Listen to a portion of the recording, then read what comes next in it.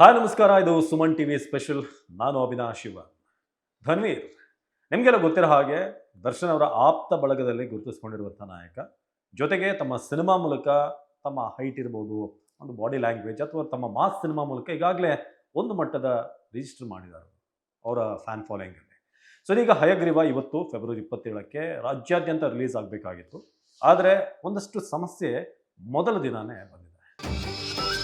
Suman TV ಕನ್ನಡದಲ್ಲಿ ಜಾಹೀರಾತು ನೀಡಲು ಸಂಪರ್ಕಿಸಿ 9686376663. ಏನು ಕಾರಣ ಅಂತ ನಾವು ಡೈರೆಕ್ಟರ್ ಅವ್ರನ್ನ ಕೂಡ ಕರೆ ಮಾಡಿ ಕೇಳಿದ್ವಿ. ಸೆನ್ಸಾರ್ನ ಸಮಸ್ಯೆ ಆಗಿದೆ.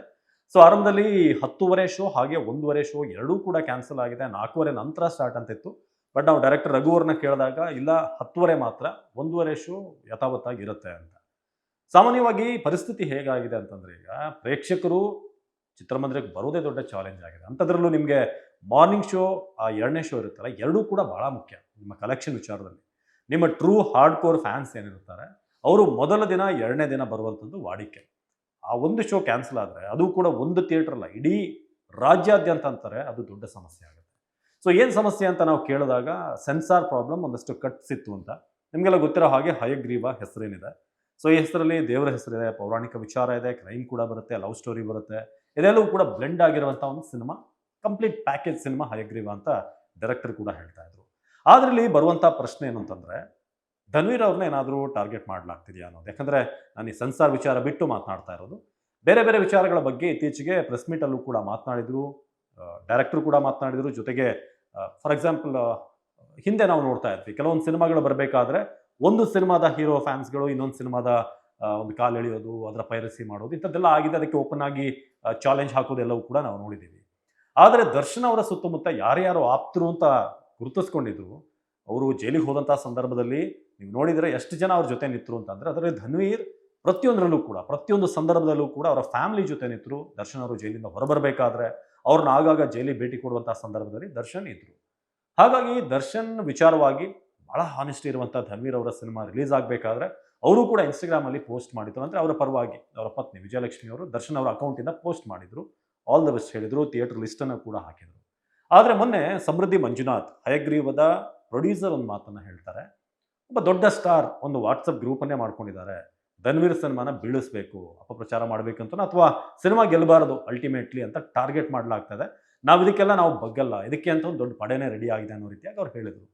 ಏನೋ ಧನ್ವೀರ್ ಕೂಡ ಇತ್ತೀಚಿನ ಇಂಟರ್ವ್ಯೂಗಳಲ್ಲಿ ನೀವು ಗಮನಿಸಿರ್ಬೋದು, ಅವರು ಹೇಳ್ತಾ ಇದ್ರು, ಯಾರ್ಯಾರು ದರ್ಶನ್ ಅವ್ರನ್ನ ಹತ್ರಕ್ಕೂ ಕೂಡ ಅವ್ರನ್ನ ನೋಡೋಕೆ ಬರಲಿಲ್ಲ, ದರ್ಶನ್ ಅವರು ಸೆಂಟ್ರಲ್ ಬೇಲ್ ತಗೊಂಡು ಹೊರಗಡೆ ಬಂದಾಗ ಮನೆಗೆ ಬಿರಿಯಾನಿ ಕಳಿಸಿದ್ರು ಅಂತ. ಇವರ ಸ್ನೇಹಿತರು, ಇವರ ಸ್ನೇಹಿತರು ಅಂತ ಅವರು ಪ್ರಶ್ನೆ ಮಾಡಿದರು. ಸೊ ಹೀಗೆ ಭಾಳಷ್ಟು ವಿಚಾರ ಧನ್ವೀರ್ ವಿಚಾರವಾಗಿ ನಡೀತಾ ಇದೆ. ಜೊತೆಗೆ ಈ ಒಂದು ವಿಡಿಯೋ ಏನು ಲೀಕ್ ಆಗಿತ್ತಲ್ಲ, ಈ ಜೈಲ್ಗಳಲ್ಲಿ ಆರಾಮಾಗಿ ಎಂಜಾಯ್ ಮಾಡಿಕೊಂಡು ಮನೆಗೆ ಫೋನ್ ಮಾಡ್ಕೊಂಡೆಲ್ಲ ಇದ್ದಾರೆ ಅಂತ. ಸೊ ಆ ವಿಡಿಯೋ ಹೊರಗಡೆ ಬಂದಂಥ ಸಂದರ್ಭದಲ್ಲೂ ಕೂಡ CCB ಧನ್ವೀರ್ ಅವ್ರನ್ನ ಕರೆಸಿತ್ತು, ವಿಚಾರಣೆ ನಡೆದಿತ್ತು. ಒಂದು 2 ಸಲ ಧನ್ವೀರ್ ಕೂಡ ಹೋಗಿ ವಿಚಾರಣೆಗೆ ಹಾಜರಾಗಿದ್ದರು. ಇದೆಲ್ಲವನ್ನ ನೋಡಿದಂಥ ಸಂದರ್ಭದಲ್ಲಿ ದರ್ಶನ್ ಅವರ ಆಪ್ತ ಅನ್ನೋ ಕಾರಣಕ್ಕೆ ಏನಾದರೂ ಧನ್ವೀರ್ ಅವ್ರನ್ನ ಟಾರ್ಗೆಟ್ ಮಾಡಲಾಗ್ತದೆ, ಅಥವಾ ಧನ್ವೀರ್ ಅವರ ಸ್ಟ್ರೈಟ್ ಫಾರ್ವರ್ಡ್ ಮಾತೇನಿದೆ ಅದೇನಾದರೂ ಈ ರೀತಿಯಾದಂಥ ಒಂದಷ್ಟು ಬೇರೆದೊಂದು ವರ್ಗ, ಒಂದು ಗ್ಯಾಂಗ್ ಏನಾದರೂ ಕ್ರಿಯೇಟ್ ಆಗ್ತಿದೆಯಾ ಅನ್ನೋ ಒಂದು ಪ್ರಶ್ನೆ ಮೂಡ್ತಾ ಇದೆ. ಬಟ್ ಚಿತ್ರರಂಗಕ್ಕೆ ಇದು ಒಳ್ಳೆ ಬೆಳವಣಿಗೆ ಖಂಡಿತ ಅಲ್ಲ. ಫಸ್ಟ್ ಆಫ್ ಆಲ್, ವಾರಕ್ಕೆ 7-8 ಸಿನಿಮಾ ರಿಲೀಸ್ ಆಗ್ತಿದೆ, ಜನ ಬರ್ತಿಲ್ಲ. ಇಂಥದ್ರಲ್ಲಿ ಇಂಡಸ್ಟ್ರಿ ಒಗ್ಗಟ್ಟಾಗಬೇಕು, ಬರುವಂಥ ಸಿನಿಮಾನ ಗೆಲ್ಲಿಸುವಂಥದ್ದು ಬರೀ ಜನ ಮಾತ್ರ ಅಲ್ಲ, ಚಿತ್ರರಂಗಕ್ಕೂ ಕೂಡ ಜವಾಬ್ದಾರಿ ಇದೆ. ಬಟ್ ನಾವು ಈಗ ಡೈರೆಕ್ಟರ್ನ ಮಾತಾಡಿಸ ಹಾಗೆ 10:30 ಶೋ ಮಾತ್ರ ಕ್ಯಾನ್ಸಲ್ ಆಗಿರೋದು. ಸೆನ್ಸಾರ್ ಕಟ್ನ ಸಮಸ್ಯೆ ಇತ್ತು, ಸೆನ್ಸಾರ್ ಅವರು ಕ್ಲಿಯರೆನ್ಸ್ ಕೊಟ್ಟಿರಲಿಲ್ಲ ಅಂತ. ಅದೆಲ್ಲವೂ ಕೂಡ ಕ್ಲಿಯರ್ ಆದರೆ 1:30 ಶೋ ಮಧ್ಯಾಹ್ನದ ನಂತರ ಅಭಿಮಾನಿಗಳು ಸಿನಿಮಾವನ್ನು ನೋಡ್ಬೋದು.